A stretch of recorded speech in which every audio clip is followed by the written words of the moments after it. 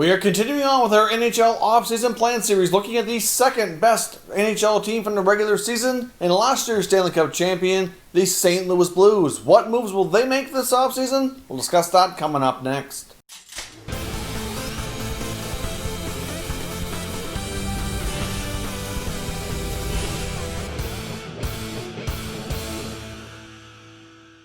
So welcome back to another video here at Top Shelf Hockey. As I mentioned, we're almost finished here with our off-season plan series. We're at the number 2 ranked team. We started at number 31, worked our way all the way up to 2. We have one more coming, which will be the Boston Bruins, and then this series will be completed and wrapped up. So first up, we're going to recap the 1920 season for the St. Louis Blues, take a look at their cap space situation, as well as any expiring contracts, and discuss what moves through trades or free agency that we expect this team to make to be able to compete for another Stanley Cup next year. So as you can see, the St. Louis Blues, obviously the second-ranked team, had a really solid regular season yet again with a record of 42, 19, and 10 for 94 points. So a really solid effort overall. They scored 223 goals while only allowing 190, so that's a pretty solid result, plus 33 overall. Power play was one of the best in the NHL, number 3 at a 24.3% rate.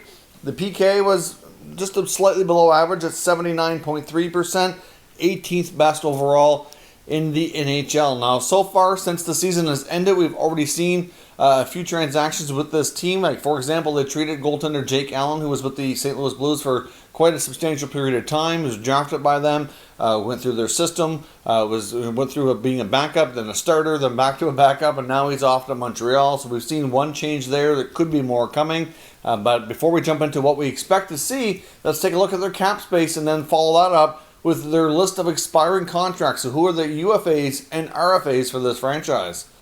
Now, as you can see, the Blues are pretty tight on space. They only have $5.1 million in space, but they do have 22 players under NHL contracts next year. They don't have a lot of players to replace, but they do have a couple of key guys that need to be signed or replaced, which is not going to be an easy task. So let's take a look at who those players are with their expiring contracts list. As you can see here from the UFA standpoint, they have a big one, the captain, as was well documented and discussed here, Alex Pietrangelo. Of course, they also have forward Troy Brouwer. And then on the RFA side, they only have one, but again, another important player for them, which is young defenseman Vince Dunn. So $5 million is not a lot of money. It's not enough to sign their captain. And will he stay or will he go is one of the big burning questions we're going to have to take a look at here. Although that $5 million doesn't give them a lot of wiggle room here to get this stuff done. Now let's take a look at the top burning questions for the Blues entering the offseason. Now, of course, a big one, as we just talked about in the contracts, is can they keep their captain? That's by far their biggest question here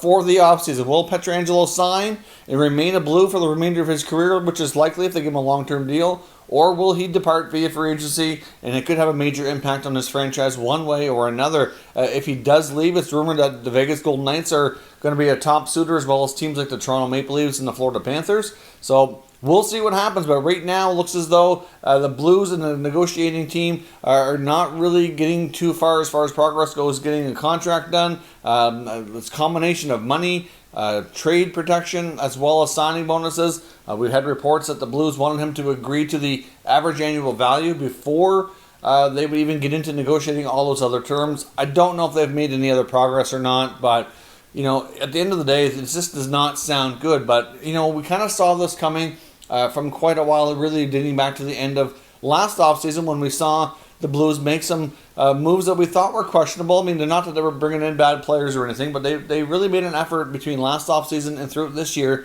to bring in some other defensemen and immediately sign them, like Justin Falk's a prime example. Picked him up from Carolina, signed him to a long-term deal. Obviously, a right-handed defenseman. Many felt that was like an insurance policy, if you will, in case they lost their captain, but at the same time, it's almost making it more difficult to keep their captain. So questionable in that regard. They did the same thing with Marco Scandella.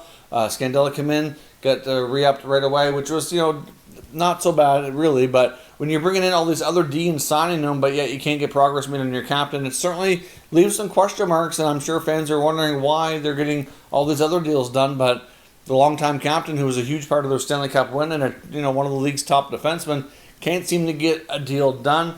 But we'll have to see what happens here. But we're not too far away from free agency. As I record this video, free agency opens in 2 days, so there's still time for negotiations to come together here on both sides to get something done. Or, like I said, he's rumored to go to one of those other top teams that are expected to be the top suitors for him. But whether or not he leaves or not will have a major impact. I think if he does leave via free agency, I don't see the Blues going out and trying to acquire, either through trade or in the free agent market, another relatively top right shot defenseman to replace him, because they really can't afford to do that. If it boils down to it, they're obviously going to sign Vince Dunn.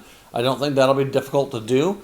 But they have a lot of other D already on the books that are signed that are, pretty capable. They may not be at his level exactly, but they're strong enough that I don't see them making a big push to replace them. Now, we could see some other veteran players be on the move if they decide to want to free up some cap space and make some other changes. We're looking at players like Alex Steen, Tyler Bozak, and even potentially Jaden Schwartz. Jaden Schwartz is entering the final year of his contract, and he may prove to be too difficult to re-sign or extend beyond that. So that could be a potential trade piece. In terms of Steen or Bozak, I know they're good in the locker room, popular teammates, played certainly an important bottom six role, so they may not necessarily get moved, but it is possible if they want to find some more savings there that they could be guys that they look to in that regard. Like I said, they already traded Jake Allen for some savings, so they didn't have so much money tied up in their goaltending. It's fully expected they're going to go with Binnington and Ville Husso, so that'll be a little cheaper in that regard. Jordan Binnington also would be eligible for an extension as well. I'm not sure that they're going to jump on that real quick. They might want to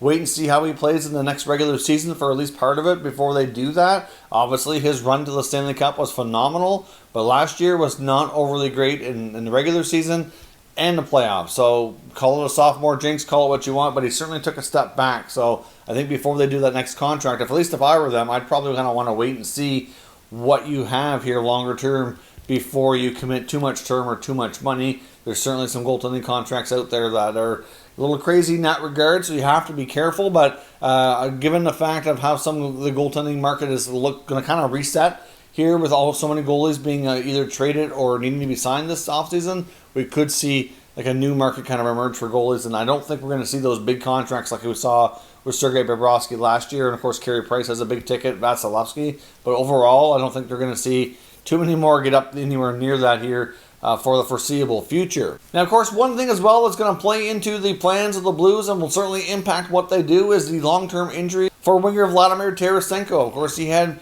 major shoulder surgery, came back during the bubble, played, but then couldn't really go, had more complications, ended up having another surgery, and is expected to be out for an extended period of time. So depending on when next season starts, which I know the NHL right now is targeting January, he's likely going to miss at least the first few months of the year, but possibly a little bit longer. It just depends on when that start date ends up being.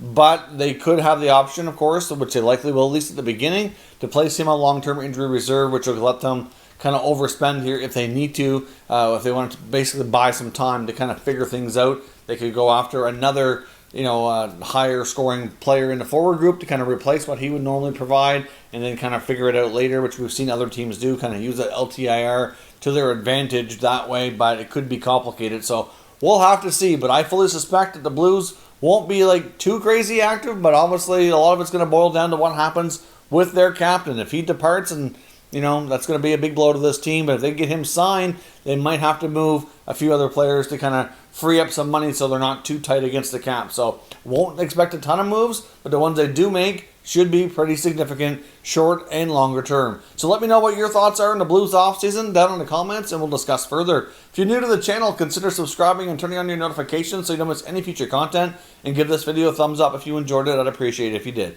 As always, thank you for watching, and I'll catch you next time.